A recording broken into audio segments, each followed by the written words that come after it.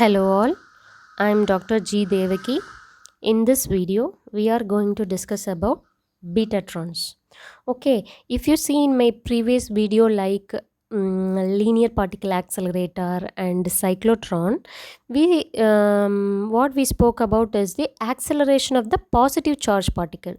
Okay, but in order to trigger the reaction, means in order to initiate the reaction or in order to get high energy x-rays, we have to accelerate the negative particles.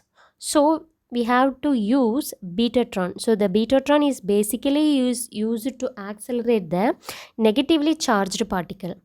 Okay, so the principle behind the betatron is, this is the over the side view of betatron, means it will be like this. Okay, it will be like this. I have cutted one portion. Okay, I have cutted one portion and I am showing another one like this. The figure will be like that. Okay, half of the figure of betatron. Okay, so the principle behind the betatron is electromagnetic induction. Remember, the principle behind the betatron is electromagnetic induction. So according to it, an alternating current, okay, the alternating current in the primary coil, so the primary coil is, these are all the primary coil, and the green dovenet is a secondary coil. Okay, alternating current in the primary coil of a transformer which which applies, this primary coil applies similar current, which applies the similar current in the secondary coil. The secondary coil is the dovenet, where the electron, where we are going to inject the electron, and the electron is going to move in the constant orbit inside the secondary coil. Okay, so the primary coil induces the similar current in the secondary coil, so which produces the magnetic field and which induces the potential inside the secondary coil. Okay, so the secondary coil of a transformer is to be moving cloud of electrons. Okay, moving cloud of electrons in a circular orbit. Okay, so betatron consists of electromagnet pole pieces. See, this is an electromagnet pole pieces, like we can say it as an so electromagnet pole pieces. See, electromagnet pole pieces. The magnetic field is perpendicular to the dovenet. Okay, the magnetic field is perpendicular to the dovenet. Remember, betatron is working on the principle of electromagnetic induction using the primary coil and secondary coil. Primary coil induces the magnetic field, and which primary coil induces the potential to the secondary coil. Okay, in the secondary coil we are going to inject the electron. So okay, in the secondary coil we are going to inject the electron. Okay, so electromagnet. Okay, so up and down. See, up and down of the dovenet consist of magnet, right? So there is dovenet is present perpendicular to the magnetic field. So the electromagnet produces the strong magnetic field inside the center of the dovenet. Okay, center of the dovenet there will be a strong magnetic field due to electromagnet in the primary coil. Okay, and the electrons, see another figure of dovenet. Okay, this is a dovenet. Okay, the electrons revolves in the circular orbit in the dovenet shaped vacuum chamber. Hence, electrons gains energy only by magnetic induction. Okay, magnetic induction. So magnetic induction is nothing but it is the production of electromotive force, that is nothing but voltage across an electrical conductor in a changing magnetic field, means voltage across changing magnetic field. Okay, in cyclotron the magnetic field, okay, in cyclotron, if you see in my previous video, the charged particles will be changed in the radius. However, in betatron, the transverse magnetic field, what is meant by transverse magnetic field? Plus minus plus minus. This transverse magnetic field makes an electron revolves in the constant radius, and this magnetic field provides a necessary centripetal force so that electrons moves in a constant circular orbit.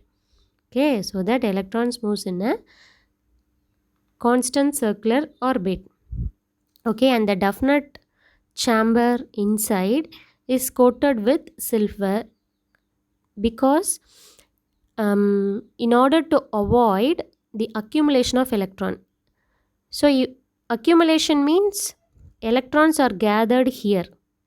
So in order to avoid this gathering at one place, electrons gathering at one place, this definite chamber is coated with silver. Okay, so now the electron, we're going to inject the electron into vacuum chamber. Okay, we are going to inject the electron into the vacuum chamber. So when we have to inject the electron in the chamber, it must be very important. So this is the point when the magnetic field is 0. When the magnetic field is rising, okay, when the magnetic field is rising, we have to inject. Okay, when the magnetic field is getting rise, we have to inject. So when it get rise means at the peak A, okay, the electron gets accelerated by rotating several thousand of times when it reaches A, and it will get accelerated during the rising magnetic field. This is a rising magnetic field. After that it is decreasing. Okay, so here the particle get accelerated. Even after the means particle get accelerated means it kinetic energy of the particle is increased. Okay, so even though electrons accelerated, it revolves in the constant orbit of radius. Okay, then the magnetic field, so after that the magnetic field is going to reduce, right? The magnetic field going to reduce, and it will change the it will going to reverse direction. So in order to avoid means the electron going to decelerate till here. See, till here the electron is increased. After that magnetic field is decreased. Okay, while the magnetic field is transverse, what will happen? The electron is going to decelerate. In order to avoid when the magnetic field is here, we have to remove the accelerated electron from the chamber. Okay, so then the electrons start decelerating. Okay, after passing through the maximum, as the direction of EMF gets reversed, to avoid this effect, okay, to avoid this effect, electrons are removed at the peak of the magnitude. Okay, when it is A, the electron have to be removed. This ejected high energy electron. So we have to remove the electron. We have injected here, and it is rotated and it get accelerated due to magnetic induction. while the magnetic field at the peak A, we have to remove the accelerated electron in order to avoid the deceleration of electron when the transverse magnetic field is going to happen. Okay, so to avoid this effect, electrons are removed at the peak of magnetic field. These ejected high energy electrons, okay, we are going to eject the high energy electron. We are going to remove, and it is going to strike the target. Okay, it going to strike the target to produce X-rays. Okay, to remove the electron from the target, if you see my previous video synchrotron, what we did, we applied the large amount of current, okay, which change the magnetic flux, means there is an change in magnetic flux abruptly. Okay, so this leads to the change in orbit radius, and it will remove from the chamber and it hit the target. So while hitting the target will release high energy of X-rays. So the main limitation of Betatron is the high cost of electromagnets and weight of the magnets, and it is very too cost. Okay, so this is nothing but Betatron. Okay, so the Betatron works behind the principle of Faraday's law. Okay, according to Faraday's law of electromagnetic induction, okay, the induced EMF due to changing current or magnetic flux linked with the coil is given by the following equation. When we are increasing or changing the current, when the energy of the particle reached the maximum, we are changing the current, means we are increasing the current, applying the large amount of current. Okay, from this Faraday's law we can write as E equal to d phi b into dt. This is magnetic field flux. Okay, so sorry, here I put as phi f, that is phi.